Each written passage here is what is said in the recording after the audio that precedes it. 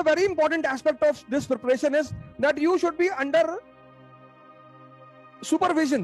This is a very important aspect of this program, this preparation, that you require a continuous supervision. Continuous, जैसे आप कोचिंगों में पढ़ते हो तो कोचिंग खत्म हो गई, क्लास खत्म हो गई, उसके बाद सुपरविजन की बात नहीं हो पाती। और हमारी आदत है, हम सब की, 98% लोग दुनिया में सिर्फ और सिर्फ दबाव, प्रेशर में काम करते हैं। कंपटीशन का मतलब है युद्ध। Competition means war.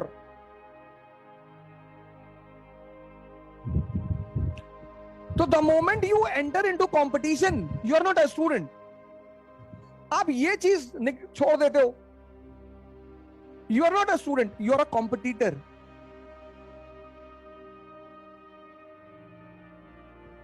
$1,000 seat, 10 lakh aspirant,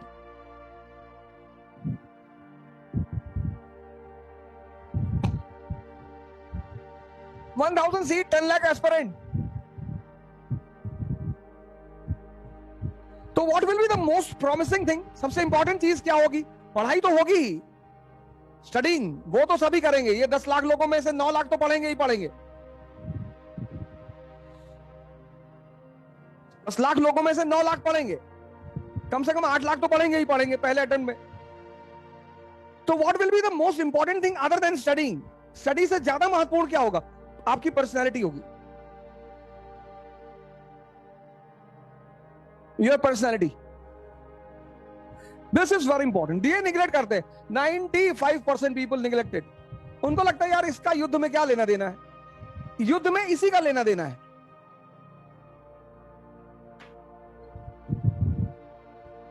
आप विपिन चंद्रा पढ़ोगे, सारे 10 लाख लोग विपिन चंद्रा पढ़ेंगे। जो किताबें आप पढ़ोगे वो सारे 10 लाख लोग पढ़ेंगे। तो 10 लाख लोगों में डिफरेंस कहां होगा? कोई तो डिफरेंस होगा जो उन्हें जिताएगा। कर्ण को भी लड़ना आता है, द्रोणाचार्य तो प्रोफेसर है, भीष्म पितामह कभी हारे ही नहीं।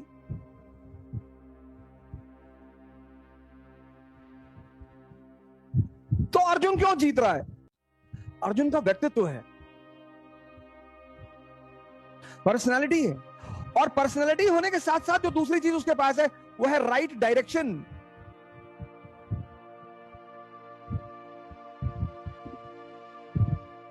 ये पॉइंट, ये सबसे पहले एक डायरी खरीदो। The first step of all the aspirants of civil services is to purchase a diary. सबसे पहले एक डायरी खरीदो, उस पर अपना नाम लिखो आगे और लिखो I have started the preparation of civil services and I am a warrior. अब बॉर्डर पे गोली चल रही है और तुमको पायल की आवाज सुनाई पड़ गई, तुमने पलट के पीछे देख लिया तो गोली घुस जाएगी अंदर।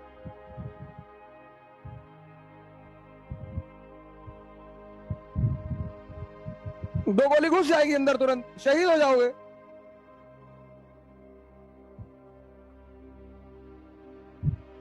इतनी बड़ा खेल है, ये तो सबको पता है। ये 100% पीपल आर क्लियर। तुम जिससे पूछोगे वही बोलेगा पढ़ना पड़ेगा, पढ़ना पड़ेगा। पढ़ना तो पड़ेगा, ये तो सही है। तो सब तो पढ़ रहे हैं, फिर क्यों फेल हो रहे हैं? क्योंकि इस पे कोई ध्यान नहीं देता। इस पे 5% लोग ध्यान देते हैं, वो सक्सेसफुल होते हैं। 5% पीपल, अब जैसे सिविल सर्वेंट के घर का लड़का है तो उसके फादर को पता है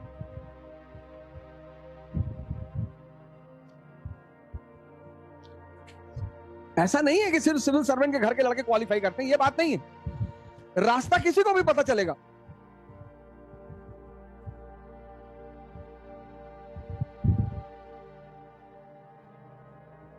ये जो 10 lakh people, 10 lakh people prepare for examination, तो all the 10 lakh will study, all the 10 lakh. इस पे तो कोई मुद्दा, इस पे तो चर्चा ही नहीं करना। There is no need to discuss it, क्योंकि सारे 10 लाख लोग इसको करेंगे। कोई बंदा ऐसा नहीं होगा जो ये कहते हैं हम भाई साहब नहीं पढ़ेंगे, हम तो अकबर बीरबल वाली किताब पढ़ेंगे।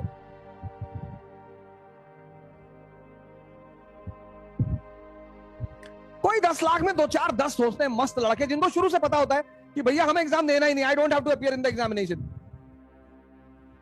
2-4 होते हैं। हमारे साथ एक हजारीबाग के फिरोज भाई थे, तो when he went to the coaching for 10 days, तो on 11th day he was sitting with us in Mukherjee Nagar. तो 11वें दिन वो हम सब मुखर्जी नगर में बैठे थे, तो बोले अवध भाई, हमने कहा हाँ भाई। बोले यार ये 10 दिन से कहाँ पढ़ा रहे हैं कोचिंग वाले। हमने कहा पढ़ा रहे हैं मतलब? बोले यार कुछ बता रहे हैं ये लोग, मतलब कुछ बता रहे हैं कि लैटिट्यूड होता है और ऐसा होता है, और लैटिट्यूड से जो है पता नहीं क्या लैटिट्यूड ज्योग्राफी की पहली क्लास चल रही थी। तो बेचारे वहां चाय पी रहे थे बैठ के, तो बोले यार कुछ लैटिट्यूड बता रहे हैं लेकिन समझ में नहीं आ रहा क्या कर रहे हैं लैटिट्यूड में। और उस आदमी की ईमानदारी ये थी कि उस आदमी ने कहा कि भैया हम ना कर पाएंगे। हमने कहा हो सकता है आपको ज्योग्राफी ना समझ में आ रही हो, अगला सेशन आने दीजिए, कुछ और सब्जेक्ट आएगा वो समझ में आएगा।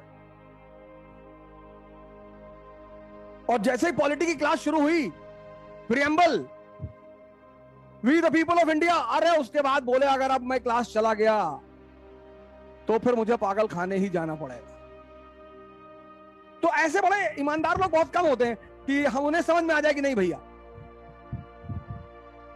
10 लाख लोगों में से अगर 100 लोग को छोड़ दिया जाए तो सभी पढ़ेंगे, लेकिन सब अपनी पर्सनालिटी पर ध्यान नहीं देंगे। Everyone will not pay attention on personality, और राजा का मतलब होता है पर्सनालिटी।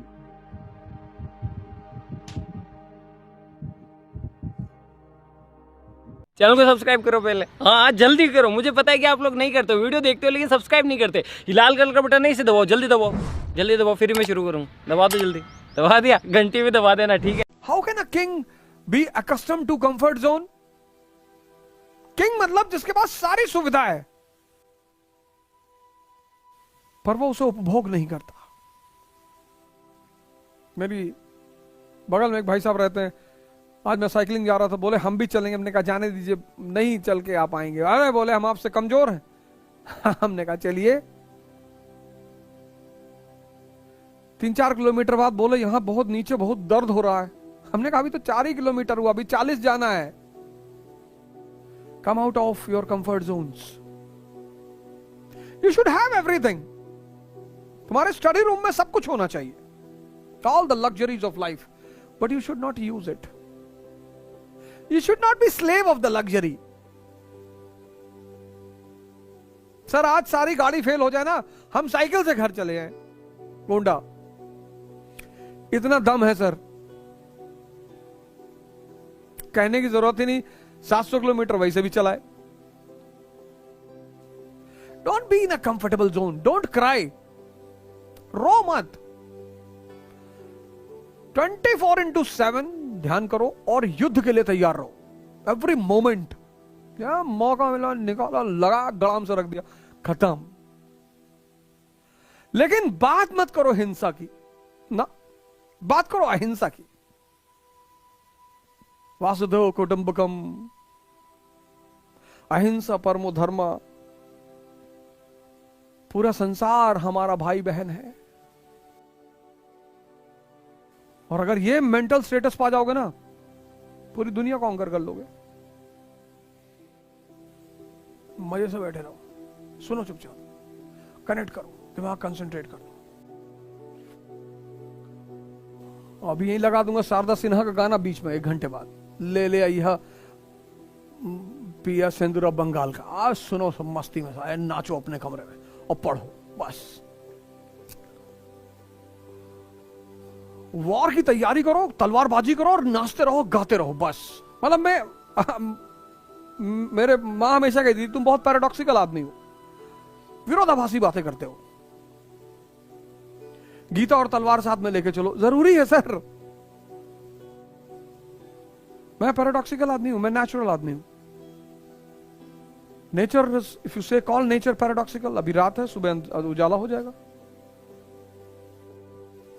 और मजा तब आएगा जब आप कांड करके दिखाएं कि अपने पिताजी के पास, माताजी के पास ले जाएंगे, ये देखो 2nd rank in IAS, 4th rank in IAS, 10th rank in IAS, और फाड़ दें इसे कि नहीं करनी नौकरी, चुनाव लड़ना है, पैसा इकट्ठा करना है। तब तो मजा है, तब उनको भी लगे कि यार घर में लड़के पैदा हुए हैं। नहीं तो मैं देखता हूं करोल बाग में सीपी में लड़के खड़े होते हैं, यहां तक बाल रखाए, लिपस्टिक लगाए, नेल पॉलिश लगा के खड़े हैं, मैं उनको जाके देखता हूं, मैं सर पकड़ लेता हूं कि हे भगवान, ये भी पैदा हुए होंगे तो सोहर गाया गया होगा इनके घर में कि यार हमारे घर में लड़का पैदा हुआ, बताओ है? तो मतलब, और लड़कियां एकदम वही है ना, दुर्गावती और लक्ष्मीबाई की, हाँ मतलब लगे समाज को कि नहीं यार लड़कियां हैं, जहां तुम खड़ी हो जाओ तो लोग सजदा करें, आकर लोग मनाएं कि भगवान बेटियां देना तो सानिका जैसी देना, राधिका चौधरी जैसी देना, गौरी मिश्रा जैसे देना, कोमल गुप्ता, ऐसी लड़कियां देना भगवान। ऐसा कुछ करो यार, कांड करो, कांड, और करो कि तुम आइडियल बन जाओ पूरी दुनिया में। हम तो जाते हैं कभी कभी सीपी, वो है ना बिल्डिंग, वो जो ए वाला ब्लॉक है, वहां पे खड़े होते हैं वेंगर्स के पास, पूरी गैंग खड़ी होती है, लड़के लिपस्टिक विपस्टिक। मैं तो पहले डाउट में पड़ गया था, फिर तो मैं वहां उनको देख के मैं इतना हंसता हूं बैठकर कि अरे भगवान, किसी दिन गाड़ी में भर के और ले आके फार्म हाउस पे और इतना मारेंगे इनको सबको, कपड़ा उतार के बहुत मारेंगे, मतलब इतना मारेंगे ना कि खैर कोई बात नहीं। भगत सिंह देखो 24 साल में हैंग हो गए यार, क्या यूथ रही होगी, क्या गैंग रही होगी, क्या जेंट्री रही होगी वो।